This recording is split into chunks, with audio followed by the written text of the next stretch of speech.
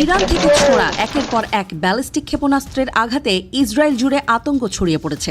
40 minute সময় ধরে চালানো এই ধারাবাহিক হামলায় মোট 15টি ক্ষেপণাস্ত্র ছোড়া হয়েছে বলে প্রাথমিকভাবে জানিয়েছে ইসরায়েলি সেনাবাহিনী IDF। টাইমস অফ ইসরায়েলের প্রতিবেদনে বলা হয়েছে, হামলার সময় তেল আবিব, হাইফা ও আশদোদ সহ ইসরায়েলের বিভিন্ন শহরে সতর্কতা সংকেত বাজতে থাকে। জনগণকে বোমা শেল্টারে আশ্রয় নিতে বলা হয়।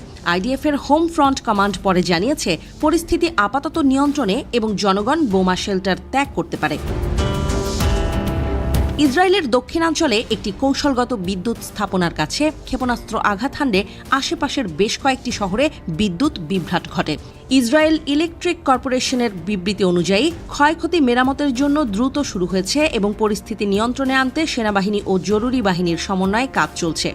এখন পর্যন্ত হতাহতের কোনো খবর পাওয়া যায়নি। তবে সামরিক বিশ্লেষকরা বলছেন, ইরান ও ইসরায়েলের মধ্যকার এই সরাসরি ক্ষেপণাস্ত্র যুদ্ধ পরিস্থিতিকে মধ্যপ্রাচ্যে একটি পূর্ণমাত্রার যুদ্ধের দিকে ঠেলে দিতে পারে। তবে সাধারণ জনগণের মনোবল দৃঢ় রয়েছে দাবি ইসরায়েলের। অনেকেই নিরাপদ কক্ষে পরিবারের সঙ্গে অবস্থান করে ধৈর্য ধরে পরিস্থিতি মোকাবেলা করছেন।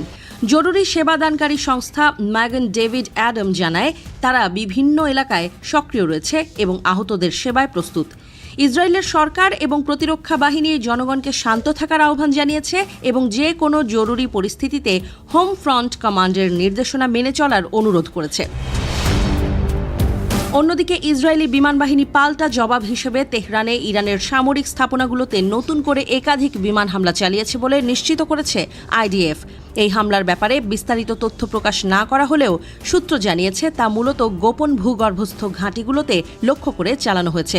এই মুহূর্তে ইসরায়েলি পার্লামেন্ট নেসেটের বৈঠকগুলো পুনরায় শুরু হয়েছে, যা ক্ষেপণাস্ত্র হামলার সময় কিছু সময়ের জন্য বন্ধ রাখা হয়েছিল।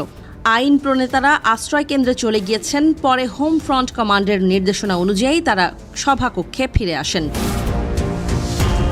এদিকে ফরাসি নাগরিকদের একটি দল রাতের বেলায় তড়িঘড়ি করে জর্ডানের মাধ্যমে ইসরায়েল ত্যাগ করে ফ্রান্সে ফিরেছে।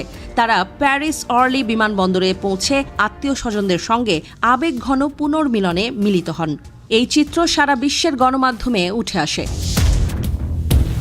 মধ্যপ্রাচ্যে চলমান এই উত্তেজনা আরও বিস্তার লাভ করতে পারে বলে আশঙ্কা করা হচ্ছে। যুক্তরাষ্ট্রের প্রেসিডেন্ট ডোনাল্ড ট্রাম্প এক বিবৃতিতে জানিয়েছেন, মার্কিন বাহিনীর ইরান চালানো আঘাত মূলত ভূগর্ভস্থ সামরিক স্থাপনাগুলোর ওপর এবং তা ছিল অত্যন্ত কৌশলগত। পাশাপাশি তিনি শাসন ব্যবস্থার পরিবর্তনের ইঙ্গিতও দেন।